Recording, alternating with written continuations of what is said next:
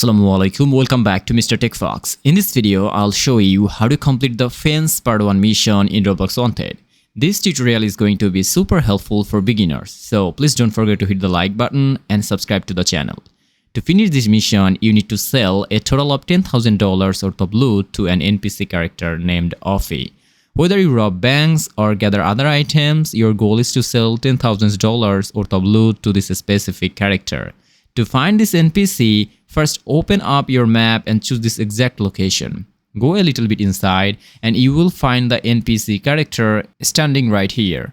This is Offie. Once you sell $10,000 worth of items to him, your mission objective will be complete. After that, you need to go to Sir B to claim your reward. Open your map, come to this exact location, and once you go inside, you will find the NPC character named Sir B.